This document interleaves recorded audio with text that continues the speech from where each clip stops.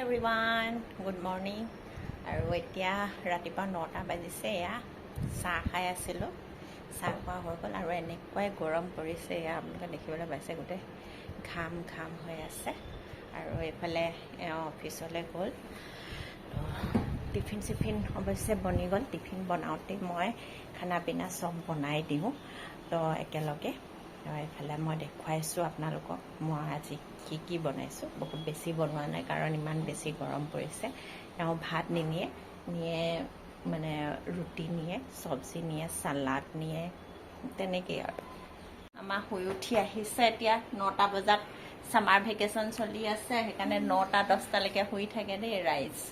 আজি হোমৱৰ্ক খতম কৰিব লাগে, কাৰণ স্কুল এতিয়া খুলিবই। হোমৱৰ্ক একদম কমপ্লিট হোৱা নাই।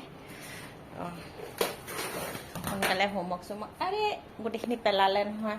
আমখিনি উঠোৱা আম, ধুনীয়াকৈ আমবোৰ এনেকৈ পেলাই থাকিলে বেয়া হৈ যাব।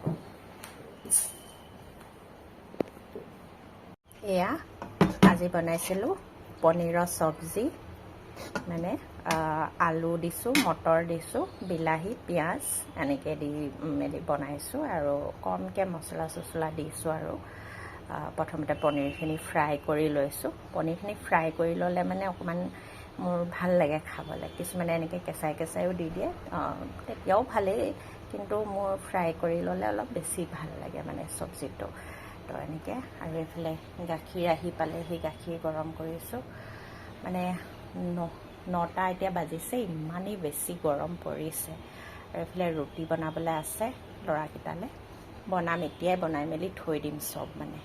আৰু এইফালে দেখিছেনে, গৰমতে মানে এইটো অলপ এটা পাত মৰি গৈছে, মানে গছবোৰৰ অৱস্থা নাইকিয়া হৈছে। ইমানেই বেছি গৰম পৰিছে, পানী দিলেও মানে অলপ এইটো শুকাই গৈছে। মানুহৰে অৱস্থা নাইকিয়া হৈছে, গছ গছনিবোৰতো আৰুৱে অৱস্থা বেয়া মানে। ৰ'ব দেখুৱাইছোঁ। আৰু এইফালে বজাৰ আহি পালেহি। আৰু এয়া চব মন মৰা গছ। ইফালে এইটো ঠিক ঠাক আছে, এইটো বেছি দিন হোৱা নাই। তাৰপিছত এইটো দেখিছেনে, পাতখন মৰি গৈছে। মানে পানী ৰাতিপুৱা গধূলি পানী দিয়ে আছোঁ, তথাপিতো মানে গছবোৰৰ অৱস্থা বেয়া, ইমানেই বেছি গৰম পৰিছে। এইখিনি পদিনাখিনিও মানে ঠিকে আছে, কিন্তু অলপ শুকাই যোৱা নিচিনা লাগিছে। এইফালে এইজোপাও চাওকচোন কি অৱস্থা হৈছে। একদম পানী চানী চব ধুনীয়াকৈ দি আছোঁ, এইকেইটা অলপ ঠিক ঠাকেই আছে।